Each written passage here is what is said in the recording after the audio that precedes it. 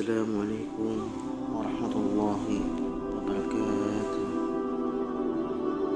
Alhamdulillah, alhamdulillah rabbil alamin. Wassalatu wassalamu ala asyrafil anbiya wal mursalin sayyidina Muhammadin wa ala alihi wa sahbihi wa man tabi'a ihsan ila yaumil amma ba'd. Puji syukur atas kehadirat Allah Subhanahu wa taala, di mana pada kesempatan kali ini kita masih diberikan nikmat, teman-teman, nikmat kesehatan, nikmat umur, terlebih lagi nikmat iman dan Islam. Salawat serta salam tak lupa pula kita kirimkan kepada Nabi Allah Muhammad sallallahu alaihi wasallam. Teman-teman, ya insyaallah dirahmati Allah Subhanahu wa taala. Rumah sakit bukan hanya tempat berobat, tetapi juga tempat bertemunya harapan, ikhtiar dan doa. Oleh karena itu, pengembangan rumah sakit Islam menjadi sangat penting untuk menghadirkan pelayanan kesehatan yang tidak hanya menyembuhkan fisik, tetapi juga menenangkan jiwa dan mendekati Allah, hati Allah Subhanahu wa taala. Rumah sakit sebagai pelayanan holistik, di mana rumah sakit Islam memiliki peran yang lebih luas dibandingkan sekedar fasilitas kesehatan, teman-teman. Rumah sakit Islam berupaya memberikan pelayanan yang holistik, di mana yaitu pelayanan yang mencakup aspek fisik, mental, sosial, dan spiritual. Ketika pasien datang dengan penyakit yang dideritanya, tenaga kesehatan tidak hanya membantu proses penyembuhan medis, di mana juga memberikan dukungan moral dan spiritual dengan suasana yang islami, lantunan ayat suci Al-Quran, serta pelayanan yang penuh empati. Pasien dapat merasakan ketenangan dan kekuatan untuk menghadapi ujian yang sedang dialami, insyaallah. Adapun selanjutnya, teman-teman, yang akan saya sampaikan di mana sabar, tawakal dan ikhtiar dalam proses penyembuhan. Dalam Islam, sakit merupakan salah satu ujian dari Allah Subhanahu wa taala. Namun, di balik setiap ujian pasti terdapat hikmah dan kesempatan untuk meningkatkan keimanan, teman-teman sekalian.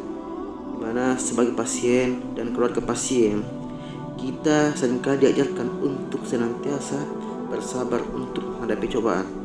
Kesabaran bukan berarti pasrah tanpa usaha, tetapi tetap berikhtiar mencari pengobatan terbaik sambil bertawakal kepada Allah Subhanahu wa taala.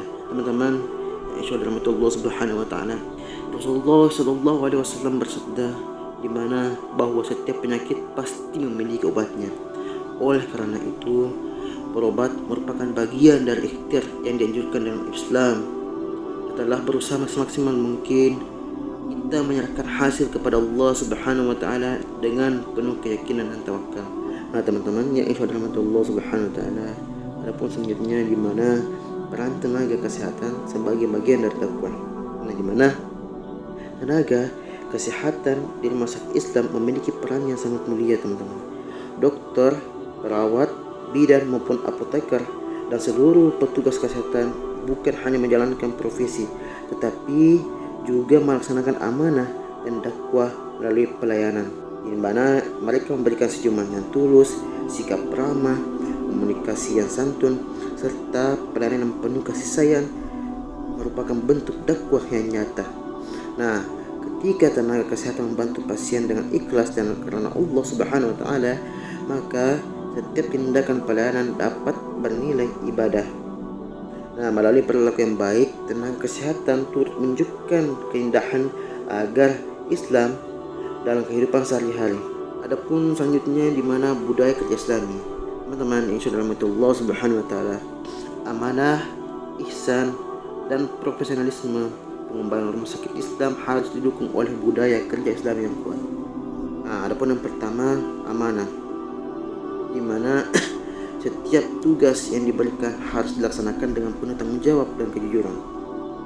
Adapun kedua, ihsan, kerja dengan sebaik-baiknya, memberikan pelayanan yang terbaik serta selalu berusaha meningkatkan kualitas diri.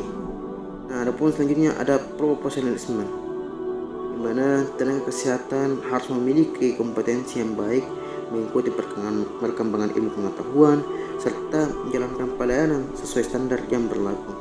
Ketika amanah, ihsan, dan profesionalisme berjalan bersama, maka rumah sakit Islam itu akan menjadi lembaga kesehatan yang unggul dan dipercaya masyarakat. insya Allah. Adapun selanjutnya teman-teman, ini mana keselamatan pasien sebagai bentuk tanggung jawab dalam Islam. Nah teman-teman, di mana dalam Islam menjaga keselamatan manusia merupakan kewajiban yang sangat penting. Oleh karena itu, keselamatan pasien harus menjadi prioritas utama dalam setiap pelayanan kesehatan. Nah, ketelitian dalam pemberian obat, kepatuhan terhadap prosedur medis, komunikasi yang efektif, serta pencegahan risiko pelayanan merupakan bentuk tanggung jawab dan amanah yang harus dijaga teman-teman. Nah, yang dimana setiap tenaga kesehatan pasti memiliki kewajiban untuk memastikan bahwa pasien mendapatkan pelayanan yang aman, bermutu, dan manusiawi. Dengan demikian teman-teman, rumah sakit Islam dapat menjadi tempat yang memberikan rasa aman sekaligus harapan bagi setiap pasien. Nah teman-teman, sebagai penutup dari pengembangan rumah sakit Islam ini, di mana pengembangan rumah sakit Islam bukan hanya tentang pembangunan gedung dan teknologi, tetapi juga tentang membangun nilai keislaman dalam setiap pelayanan. Nah, mari kita jadikan rumah sakit Islam sebagai tempat yang menghadirkan kesembuhan fisik, ketenangan jiwa, dan kedekatan kepada Allah Subhanahu wa taala dengan semangat penuh amanah, ihsan, profesionalisme, serta kepedulian terhadap keselamatan pasien, agar kita dapat mewujudkan pelayanan kesehatan yang berkualitas dan bernilai ibadah di sisi Allah Subhanahu wa taala. Itu saja teman-teman. Semoga kita senantiasa diberikan kesehatan dan nikmat dan umur panjang oleh Allah Subhanahu wa taala. Wabillahi taufiq wal hidayah. Wassalamualaikum warahmatullahi wabarakatuh.